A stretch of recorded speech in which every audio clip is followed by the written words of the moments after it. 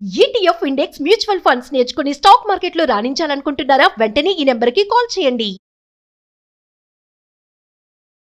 నమస్తే రమగారు. నమస్తే జయ. రమగారు, మంచి చందమామ కథ ఏదైనా చెప్పండి. పోయిన ఉంగరం చెప్తాం. ఉంగరం పోయిందా? ఓకే. పూర్వం ఒక ఆటవిక జాతిలో ఒక రాజు ఉండేవాడు, ఆటవిక దొర. ఆయనకి ఇల్లుడు పులిరాజు అని ఇద్దరు సైన్యాధిపతులు లాంటి వాళ్ళు ఉండేవాళ్ళు. పేర్లు బాగున్నాయి. అయితే ఈయనకి ఏంటంటే ఇల్లుడు అంటే ఇష్టం, పులిరాజు అంటే ఏదో ఒక చికాకు. ఎందుకో కొంతమంది పై ఆఫీసర్లకి కింద వాళ్ళ మీద అలా ఉంటుంది. ఒకడు చాలా లాయల్టీ లేకపోవటం అని ఉండదు. అవును, ఏదో వాడు చూస్తే ఇరిటేషన్, ఏదో ఇరిటేషన్. అయితే ఏమైందట, ఒకసారి ఏదో సంబరాలు ఏవో ఒక యుద్ధాలు జరిగి తర్వాత రిలాక్స్ అయ్యారు. రిలాక్స్ అయితే ఈయన ఏం చేశాడట, నాయన మీకు 3 రోజులు సెలవు, ఇంటికి వెళ్ళిపోండి, మరి 3 రోజుల తర్వాత సంబరం జరుగుతుంది, దానికి రండి, ఇవిగోండి మీ బహుమానాలని. ఈ ఇల్లుడికి ఒక రాయి, పులిరాజుకు ఒక కంద దుంప ఇచ్చాడు. ఇంత దుంప, అతనికో ఇంత రాయి. పోతున్నారు ఇళ్ళకి. నడిచి వెళ్తుంటే ఇతను అన్నాడు, ఏం చక్క రాజుగారికి ఏమిట్రా ఇంత పక్షపాత బుద్ధి, నాకు దెబ్బరాయి ఇచ్చాడు, నీకేమో కంద ఇచ్చాడు, ఏం చక్క కూర వండుకోవచ్చు, పులుసు పెట్టుకోవచ్చు, వేపుడు చేసుకోవచ్చు, అట్టు పోసుకోవచ్చు, ఈ రాయి నేను చేసుకుంటా అంటే పులిరాజు అన్నాడు, పోన్లే ఏముంది, నీకు కంద మీద మనసుగా ఉంటే. కందం చూసేసరికల్లా వంటకం ఊహొచ్చింది అతనికి. ఇతనికి ఏమి రాలా, కావాలంటే తీసుకోమన్నాడు. అనగానే ఇల్లుడు సంతోషంగా, నీకేం ఇబ్బంది లేదు కదా, నీకు ఓకే కదా అని అడిగి కందదుంప తను తీసుకుని ఆ రాయిని ఈ పులిరాజుకి ఇచ్చాడు. మార్చుకున్నారు, ఇళ్ళకి వెళ్ళిపోయారు. ఈ ఇల్లుడు ఇంటికి వెళ్ళంగానే వాళ్ళ ఆవిడకి ఆ కందదుంప అందించి, పులుసు చేవే తిందాం, ఎన్నాళ్ళు అయింది, మా చిన్నప్పుడు మా అమ్మ చేసేదని ఇట్లా మాట్లాడి దుంపతోటి కూర చేయించుకుని తినేసాడు. ఈ పులిరాజు ఆ రాయి మాట మర్చిపోయాడు. ఏదో ఊరికే మోసుకొచ్చాడు, ఒట్టి రాయి పక్కన పడేసాడు. లోపలికి వెళ్ళాడు, కాలు చేతులు కడుక్కున్నాడు, ఏదో పిల్లాజల్లని చూశాడు, భార్యతో మాట్లాడుకున్నాడు. రాత్రి భోజనాలు చేశాక వెన్నెట్లో పడుకుని కబుర్లు చెప్పుకున్నాడు. జ్ఞాపకం వచ్చింది, ఏది దొరగారు ఇచ్చిన రాయి అని తీసుకున్నాడు. తిప్పి చూశాడు, దానికి ఏదో చిన్న పగులుంది ఆ రాతికి. తళుక్కుమంది అందులోంచి. ఏంటో తళుక్కుమంటోంది, అంతుంది రాయి. తళుక్కుమంటోంది, ఏమిటో చూద్దామని ఓ సన్న చాకు పట్టుకురావే అని ఈ పిడిబాకులు ఉంటాయిగా, ఆ పిడిబాకు తెప్పించి ఆ చీలికలో ఇంకా కొంచెం చీరి కొంచెం గట్టిగా ప్రయత్నం చేస్తే పళక్కమని విడిపోయి దాని లోపల నేర్పుగా దాచిన బంగారు ఆభరణాలు బయటపడ్డాయి. ఓ గొలుసు, ఇది ఉన్నాయి అందులో, గొలుసులు. తను ఆశ్చర్యపోయాడు. ఆయనకు అనిపించింది రాజుగారి పక్షపాత బుద్ధి, వాడికి బంగారం ఇవ్వదలుచుకున్నాడు. అందుకని ఏం చేశాడు, రాయి వాడి దగ్గర ఉంటే ఏదో ఒక రోజు చూసుకుంటాడని బంగారపు వస్తువుని రాయి షేపులో మట్టి ముద్ద అది అందులో పెట్టించి పొదిగించి వీడి చేతికి ఇచ్చేసాడు. వాడు తెలివి తక్కువగా మనతో మార్చుకున్నాడు. సరే బాగుందా. 3 రోజుల తర్వాత సంబరాలు. ఈ ఇల్లుడు తన దారిని తను వచ్చాడు. మన పులిరాజు మెళ్ళో గొలుసు వేసుకున్నాడు. 2 గొలుసులు, పెద్ద గొలుసు, చిన్న గొలుసు వేసుకుని కనపడ్డారు సంబరంలో. కనపడేసరికి దొరగారు చూశాడు.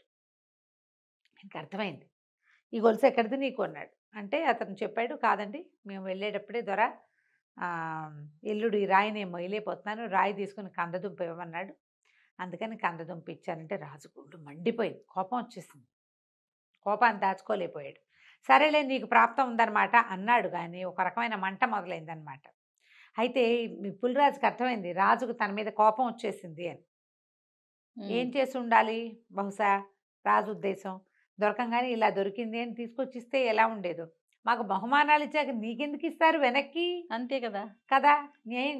నిజంగా ఏం చేయాలో అది చేశారు. ఆయనకి నచ్చల. ఇల్లుడు కూడా నాకు ప్రాప్తం లేదు దొరా, వాడికి ప్రాప్తం ఉంది అన్నాడు.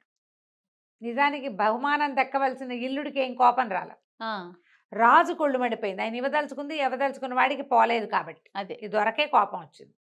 అక్కడి నుంచి ఏమన్నాడు, పులిరాజు కొంచెం గ్రహించుకుని రాజుగారి కొళ్ళు మండిపోయిందని, మొహంలో రంగులు మారిపోతున్నాయని, కోపం చూపించకుండా నవ్వుమొహం పెడుతున్నాడని తెలిసి, మనకు తెలుస్తాయిగా భావాలు. అవును అన్నాడు, దొర మేము న్యాయంగా పంచుకున్నాం, కందదుంపని నాకు ఇచ్చిన దుంపని ఇల్లుడు వాడి పెళ్ళాము హాయిగా పులుసు వండుకుని తిన్నారు, మాలో మాకేం పొరపచ్చాలు లేవు అన్నాడు. నాకు లేదులే, అలా ఏం లేదు, ఇదిగో నువ్వు ఇంత న్యాయంగా చేసినందుకు అని ఒక ఉంగరాన్ని బహుమతిగా ఇచ్చాడు. నువ్వు నిజాయితీగా చెప్పినందుకు ఈ ఉంగరాన్ని ఉంచుకో, ఈ ఉంగరం కనుక పోగొట్టేవో నీ అంతు చూస్తా అని చెప్పాడు. నీకు ఇచ్చిన బహుమతిని నువ్వు వాడితో మార్చుకున్నావు, ఈ బహుమతిని జాగ్రత్త అంటే పులిరాజు కనిపించింది. ఈ రాజు ఈ ఉంగరాన్ని పోగొట్టైనా సరే నాకు శిక్ష ఇస్తాడు. కారణం ఏం చెప్తాడు? నేను ఉంగరం పోగొట్టద్దన్నా వీడు పోగొట్టాడు అని చెప్తాడు. లోగుట్టు పెరుమాళ్ళకి ఎరుక, ప్రపంచానికి ఏం తెలుస్తుంది? అందుకని ఏం చేశాడు? ఇంటికి వెళ్ళంగానే గోడలో ఓ చోట పూలు కొట్టి ఆ ఉంగరాన్ని అందులో పెట్టి తడిమట్టితోటి పూడ్చేశాడు. బాగుంది. తెలియనివల ఉంగరం పోకుండా జాగ్రత్త పడ్డాడు. చేతికే ఉంటే ఎవడైనా 2 దెబ్బలు కొట్టేటప్పుడు మాట్లాడుకునేటప్పుడు లాగేస్తే పోగానే రాజుగారు పెట్టేస్తాడు. ఎందుకంటే రాజు దానికోసం ప్రయత్నం చేస్తాడు. అవును. సరే ఏమైంది? ఇప్పుడు మన దొరగారు తన ఇంట్లో ఏదో పని చేయడానికి వచ్చిన పులిరాజు పెళ్ళాన్ని పిలిచి, ఏమే అమ్మాయి, మరి మీ ఆయనకు ఒక ఉంగరం ఇచ్చాను, బహుమతి చూసావా అన్నాడు. చూడలేదు దొర, బహుమతి ఇచ్చారా అని. ఇచ్చాను.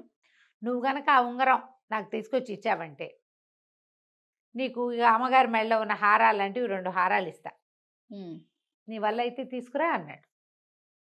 ఈ ఆవిడ ఇంటికి వచ్చి గబగబ హారాలు ఇస్తానంటే, బంగారం ఇస్తానంటే ఉంగరం వేరు, 2 హారాలు మ్యాచింగ్ లేదు. అసలు వెతకడం మొదలుపెట్టింది. వెతికింది దొరకల. మొగుడిని అడిగింది, ఏమాయి నీకు రాజుగారు ఉంగరం ఇచ్చాడు కదా పెద్దోరా, ఉంగరం ఎక్కడ పెట్టామంటే గోడలో పెట్టాలేవే అన్నాడు. చెప్పేశాడు. ఊహించలా. ఇక అక్కడి నుంచి అమ్మాయి ఏం చేసింది?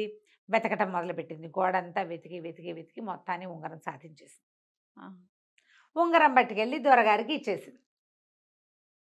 ఉంగరం వచ్చిన 2వ రోజో 3వ రోజో తెల్లవారినాక రాజుగారు కేకేశాడు దొరగారు, ఎర్రా పులిరాజు, నేను నీకు ఇచ్చిన ఉంగరం ఎదురా అంటే, ఇంట్లో ఉందండి దొరగారు తెస్తానన్నాడు. వీడు పోయి వెతికాడు. గోడలోంచి తీసేశారు. ఆవిడేం చేసింది? పూర్తి చేసింది. కాకపోతే ఈ 2 ఉంగరాలు పట్టుకెళ్ళి కానీ రాజుగారు 2 కంఠహారాలు ఇచ్చాడు. ఆ అమ్మాయి మొగుడికి చెప్పకుండా ఆ 2 కంఠహారాలు తెచ్చి దొడ్లో పాతి పెట్టేసింది. ఉంగరం ఏది అన్నాడు. నాకేం తెలుసు, నేను తీయలేదండి. చెప్తే తిట్టిపోస్తాడేమోనని అయ్యో చెప్పల. నాకు తెలీదు అన్న మాట మీదే నిలబడిపోయింది. వీడి ప్రాణాల మీదకి వస్తుందని ఊహించల. వెనకాల దాచిపెట్టిన 2 బంగారు ఆభరణాలు పోతాయేమోనని దిగులతోటి అక్కడి నుంచి రాజుగారి దగ్గరికి పోయాడు. దొరా, ఉంగరం పోయిందండి అన్నాడు. బాగుంది కదా, చాలా బాగుంది. ఉంగరం పోయిందనగానే, సరే నేను నీకు ఉరిశిక్ష వేసాను, ఉంగరం పోగొట్టావు కాబట్టి ఆఖరి కోరిక ఏదైనా ఉంటే తీర్చుకుని రా ఇంటికెళ్ళి, రేపు తెల్లారేసరికి ఉరి. అయ్యయ్యో. ఇంటికి వెళ్ళిపోయాడు. ఏంటి ఇంకా చచ్చిపోయాం, అయిపోయింది. అప్పుడు ఏమైంది? దారే పోతుంటే చెరువులోంచి చేపలు ఎగిరిపడుతుంది. ఏమనుకున్నాడు? పోనీ చచ్చే ముందు కోడి కూరకి చేప కూర అయినా వండించుకుని తిందామని ఓ తెల్ల చేపను పట్టుకున్నాడు. చేపను పుచ్చుకుని ఇంటికి తీసుకుపోయాడు. భార్య వచ్చే లోపల చేపను కాస్త రుద్దేసి కడిగి పెట్టేస్తే, పోసి పెడితే వంట వండుతుంది, మసాలా పెట్టి వండుతుంది. ఇంకేముంది, ఇదే నా ఆఖరి తిండి అనుకుని అక్కడి నుంచి ఏం చేశాడు? చేపను రుద్దటం మొదలుపెట్టాడు. రుద్దాక కొయ్యాలి కదా, ఓ 2 దెబ్బలు కొట్టాడు. కొట్టేసరికల్లా పళ్ళక్కమని దాని పొట్టలో నుంచి ఉంగరం బయటపడింది. దొరికింది ఉంగరం. ఎట్లా చేప పొట్టలోకి వెళ్ళిందో ఊహ కూడా లేదు. ఉంగరం దొరకంగానే చావు తప్పిపోయింది. అది నేను బతికిపోయాను, నాకు మరణశిక్ష రద్దయిపోయిందని ఉంగరం పుచ్చుకొని బయలుదేరాడు. రాజుగారు ఏం చెప్పాడు? ముందు భటులందరికీ వీడు ఉంగరం పోగొట్టాడు కాబట్టి వీడికి ఉరిశిక్ష రేపొద్దున వేయండి అన్నాడు. ఉంగరం దొరికితే ఉరిశిక్ష రద్దు, శిక్ష రద్దు, మెన్నరికేయాల్సి. ఉరి కాకపోతే ఇంకోటి. అది తీసుకెళ్ళి ఇచ్చేసరికి రాజు ఇంకా గుటకలు మింగి, సరే లేబోయ్, నీకు ఇచ్చిన ఉంగరం నీదేను, సరే ఇంటికి వెళ్ళిపో అన్నాడు. ఉంగరం పెట్టుకుని పులిరాజు ఇంటికి వెళ్ళిపోయాడు. ఈ లోపల వాళ్ళ ఆవిడ కోసిన చేపలు చూసి చక్కగా తరిగేసి వంట చేసేసింది. వెళ్ళి చేపల పులుసు వేసుకుని తిని హాయిగా పడుకున్నాడు. ఏం జరుగుంటుంది? బతకాలని రాసున్న వాడికి నూకలున్నాయి. అలాగే ఎట్లాగో కలిసి వస్తుంది. దీనికి పూర్వగాథ ఏం జరిగింది? పులిరాజు పెళ్ళాం ఏం చేసింది? ఉంగరం పట్టుకెళ్ళి ఇచ్చిందా? ఆయన తన తల వైపు ఉండే బల్ల మీద ఆ ఉంగరాన్ని పెట్టాడు. వీడి దగ్గర ఉంగరం కనపడగానే ఆయన వెతికిచ్చాడు, తమ దగ్గర లేదు. వీడి దగ్గరికి ఎలా వచ్చిందో ఆయనకి అర్థం కాలేదు. నీ దగ్గరికి ఎలా వచ్చింది అని అడుగుతారు ఇప్పుడు. అవును, నేను ఆల్రెడీ ఉంగరం నా దగ్గర ఉంది, నా తల పక్కన పెట్టిన ఉంగరం నీ దగ్గరికి ఎలా వచ్చిందని నిలదీయటానికి వీల్లేదు. పులిరాజు వేలికి పెట్టిన ఉంగరం నీ దగ్గరికి ఎలా వచ్చిందంటే రాజు దొంగతనం కూడా బయటపడుతుందా? ఏమైంది? అప్పుడు తల దగ్గర పెట్టేసరికల్లా ఒక ఎలికొకటి తిరుగుతూ ఆ బల్ల మీద నుంచి ఆ ఉంగరాన్ని తోసేసింది. ఆ కింద ఉన్న నీళ్ల కుండలో పడింది ఆ ఉంగరం. కుండలో అడుగున అన్ని నీళ్లున్నాయి. ఆ నీళ్ల కుండ తీసుకెళ్ళిన పనివాడు ఆ కుండని నీటిలో ముంచి చెరువులో ముంచి నీళ్లు తీసుకొచ్చాడు. చెరువులో ముంచంగానే అందులో ఉన్నది మొదట బయటికి వెళ్ళిపోతుంది కదా, అది చేప మింగింది. అదే చేప మింగింది. ఆ చేపే వీడికి దొరికింది. అసలు చూడండి. బతికే రోజు ఉంటే అసలు ఎంత ప్రమాదాలు ఎంత ఇదైనా సరే అడ్డదిడ్డంగా కాళ్ళు చేతులు మెళ్ళు విరిగిపోయిన వాళ్ళు కూడా బతికేస్తారు జయ. అవునండి. ఎవరో ఒకళ్ళు వాళ్ళని తీసుకెళ్ళి అట్లా రక్షించేస్తారు. ఇంకోళ్ళు ఉంటారు ఏముండదు, చిన్నది ఇక్కడ టిక్కుమని ఇట్లా తగిలింది చనిపోతారు. అలా వచ్చేస్తుంది. వీడికి భూమి మీద నూకలున్నాయి, వాడికి అదృష్టం ఉంది. భార్యే తీసుకెళ్ళి ఆ ఉంగరాన్ని ఇచ్చేసి వీడికి మృత్యు ద్వారాలు తెరిచినా కూడా మళ్ళీ మూసుకుని బయటకు వచ్చేసాడు. బయటకు వచ్చేసాడు. కథ కంచికి మనం ఇంటికి. సూపర్. నమస్తే రమ్మగారు. నమస్తే.